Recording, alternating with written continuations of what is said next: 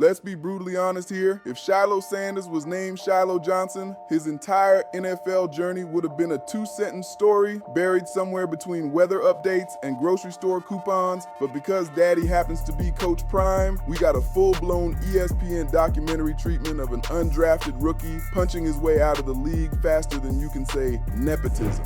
The whole saga is peak 2025 chaos, where social media outrage meets generational wealth, meets daddy issues, meets the harsh reality that talent doesn't automatically transfer through DNA. Buckle up, because this story has more plot twists than a soap opera and more drama than your favorite reality TV show. Shilo Sanders didn't just grow up in the shadow of greatness, he grew up in the shadow of a literal Hall of Famer who redefined what it meant to be flashy, confident, and undeniably talented. Deion Coach Prime Sanders wasn't just good at football, he was a cultural phenomenon who made being cocky an art form. So when little Shilo started playing football, the expectations weren't just high, they were stratospheric. This kid had to live up to a legacy that included 2 Super Bowl rings, 8 Pro Bowl selections, a Hall of Fame induction, the ability to play 2 professional sports simultaneously. Enough swagger to fill a stadium. The pressure, absolutely crushing. The privilege, undeniable. The irony of what would happen next, chef's kiss perfect. Here's where the story gets interesting. Shilo didn't just play college football, he literally followed his dad from program to program like he was on some bizarre football-themed family road trip. South Carolina, Jackson State, Colorado. Wherever Coach Prime went, Shilo packed his bags and tagged along. His stats weren't terrible. 229 tackles, 6 interceptions, 7 forced fumbles. Solid numbers that would make any parent proud at the family barbecue.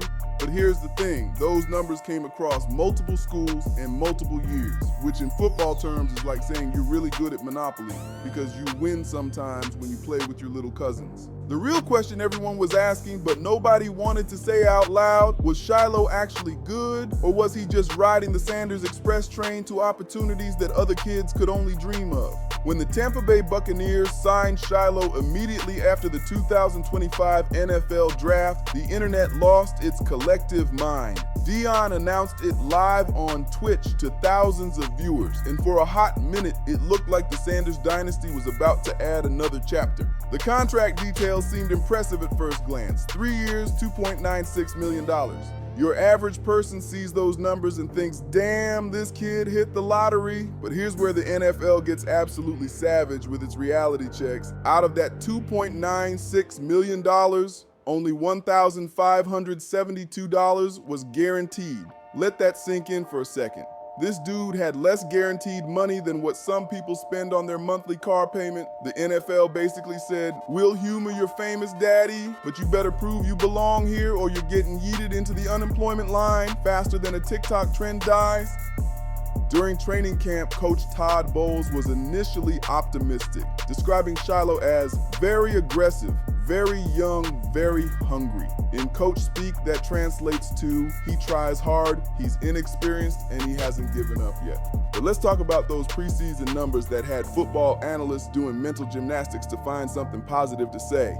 4 tackles across 3 games. That's it. That's the list. 4 tackles in 3 games. For context, some NFL players get 4 tackles in a single drive. Your local high school safety probably puts up better numbers on homecoming night. But hey, at least he was very hungry, right?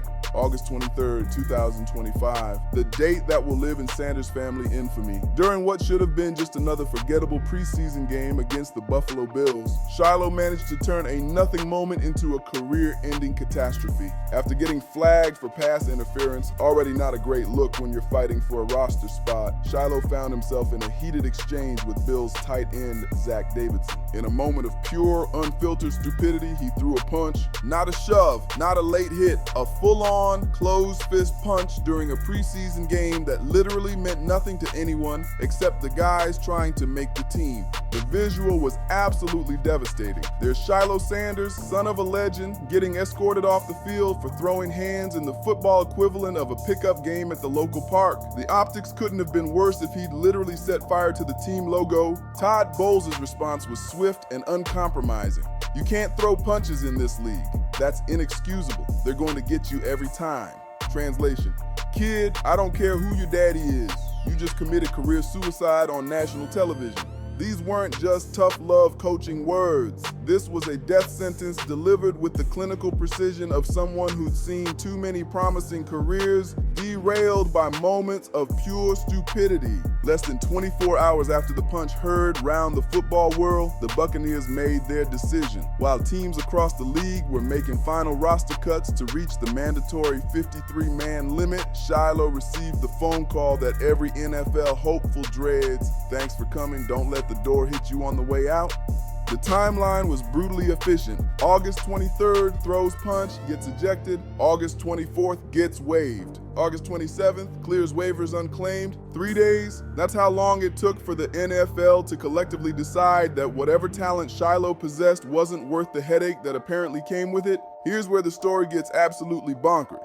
Shannon Sharpe, the Hall of Fame tight end turned media personality, made an observation that cut straight to the heart of the absurdity. Maybe you can recall the last time an undrafted free agent, it was breaking news that he was getting released.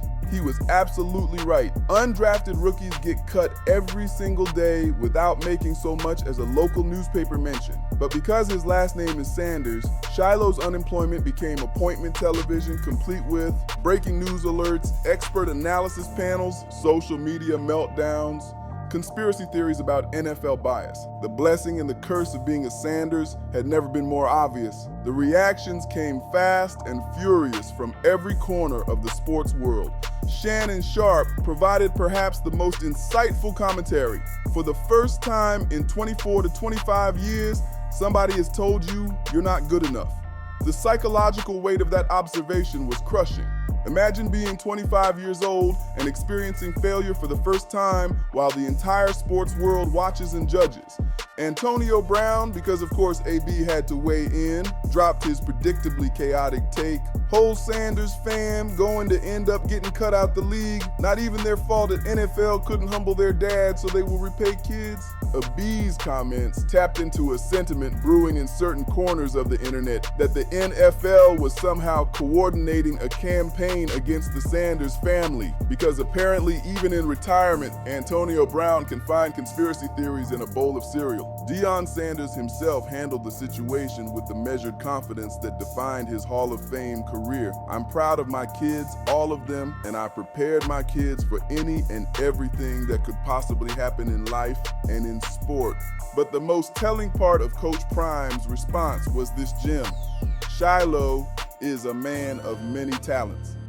In parent speak, that translates to, we always knew this football thing might not work out, and we've got backup plans ready to deploy. The internet, being the internet, immediately split into warring factions. Team Sanders argued, the NFL wants to make the Sanders men look bad on purpose. This is about racism and bias against successful black families. Other NFL dynasties don't get this level of scrutiny. Team Reality Check countered, actions have consequences regardless of your last name. He threw a punch in a meaningless game. That's inexcusable. Merit should matter more than family connections. The debate evolved from football performance into broader discussions about privilege, nepotism, and fairness in professional sports. Because apparently, one dude getting cut from an NFL team can spark societal debates about systemic inequality. But here's where Shilo Sanders accidentally became the most interesting part of his own story. While the entire sports world lost its collective mind with hot takes, analysis, and social media warfare, Shilo went completely silent. No Instagram posts, no Twitter statements, no interviews, no damage control, nothing. In an era where athletes are expected to share every emotion in real time, where every career moment becomes content for social media consumption, Shilo's decision to say absolutely nothing was almost revolutionary. His silence became more fascinating than anything he could have said. Was it strategy? Was he processing privately? Was he following legal advice? The questions multiplied, but the answers never came. When Shilo cleared waivers unclaimed, it was the NFL's collective way of saying, we see you and we're good. Not even the bottom-tier franchises desperate for depth wanted to deal with the circus that apparently came with signing a Sanders. And this wasn't just about football talent anymore. This was about 32 NFL franchises simultaneously deciding that whatever upside Shilo possessed wasn't worth the media attention, the family drama, and the risk of another emotional meltdown. Strip away all the noise, the hot takes, and the social media warfare, and you're left with a simple story. A young man who had every advantage in the world managed to fumble it all away in about 2.5 seconds of poor decision making. The Sanders name got him opportunities that thousands of other players would kill for. It got him media attention that most NFL stars never receive. It got him a contract with guaranteed money and a chance to live his dream. But that same name also came with impossible expectations, crushing pressure, and the kind of public scrutiny that would break most people. When he failed to live up to the hype, when he made a mistake that any other undrafted rookie might survive, the fall was swift and merciless. And this story isn't really about football. It's about what happens when generational wealth and privilege collide with individual responsibility and merit-based performance. It's about the unique pressure faced by children of successful people who have to forge their own paths while carrying the weight of family legacy. It's also about the modern sports media ecosystem that can turn a routine roster cut into a cultural phenomenon where getting fired becomes must-see TV and family dysfunction becomes entertainment. As of now, Shilo Sanders remains a free agent, theoretically available to any team willing to take a chance on him. But the reality is that his NFL dreams are probably over, killed not by lack of talent, but by a moment of inexcusable poor judgment that he can never take back. His father mentioned that the family had prepared alternative plans, that Shilo is a man of many talents. Maybe this setback will push him toward one of those other paths. Maybe he'll find success in business, coaching, or any number of other fields where his last name might be an asset rather than a burden. Or maybe this is just the beginning of a comeback story that we haven't seen yet. Sports history is full of second chances and redemption arcs. In the end, the Shilo Sanders saga serves as a perfect microcosm of modern America. Privilege and pressure, legacy and individual responsibility, social media outrage and traditional merit, all colliding in a perfect storm of chaos that somehow managed to make an undrafted rookie's unemployment into appointment television. Whether you're Team Sanders or Team Reality Check, whether you think this was about racism or merit, whether you believe in second chances or natural consequences, one thing is undeniable. This story had everything except the one thing it needed most, a happy ending. But hey, at least we got some premium entertainment out of it, and in 2025, sometimes that's all we can really ask for. The circus moves on, but the lessons remain. Sometimes your name opens doors, sometimes it slams them shut, and sometimes the most powerful thing you can do is absolutely nothing at all.